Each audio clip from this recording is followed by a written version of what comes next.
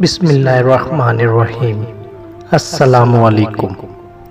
لکھنؤ کے بازار میں ایک غریب درزی کی دکان تھی جو ہر جنازہ میں شرکت کے لیے دکان بند کر دیا کرتا تھا۔ لوگوں نے کہا اس طرح روز روز جنازے پر جانے سے آپ کا کاروبار ٹھپ ہو جائے گا۔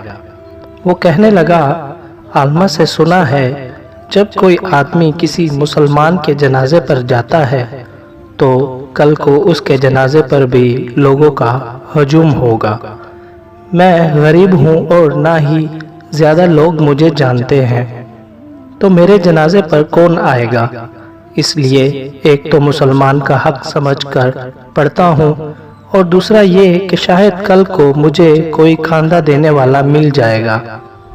اللہ پاک کی شان دیکھیے، 1902 میں مولانا عبدالحق لکھنوی صاحب کا انتقال ہوا۔ ریڈیو میں بتایا گیا، اخبارات میں جنازے کی خبر دی گئی۔ جنازے کے وقت لاکھوں کا مجموعہ تھا، پھر بھی بہت سے لوگ ان کا جنازہ پڑھنے سے محروم رہ گئے۔ جب جنازہ گاہ میں ان کی نماز جنازہ ختم ہوئی تو اسی وقت جنازہ گاہ میں دوسرا جنازہ داخل ہوا اور اعلان ہوا کہ ایک اور مسلمان کا جنازہ بھی پڑھ کر جائیں۔ دوستو، یہ وہ دوسرا جنازہ اسی درزی کا تھا۔ مولانا کے جنازے کے سب لوگ، بڑے بڑے اللہ والے، علماء کرام، سب نے اس درزی کا جنازہ پڑھا، اور پہلے جنازے سے جو لوگ رہ گئے تھے وہ بھی اس میں شامل ہو گئے۔ اس غریب درزی کا جنازہ تو مولانا کے جنازے سے بھی بڑھ کر نکلا۔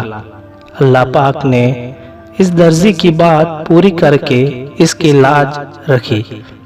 میرے محترم عزیز دوستوں، کسی نے سچ کہا ہے، آج تم کسی کا خیال کرو گے تو کل کو لوگ تمہارا خیال کریں گے۔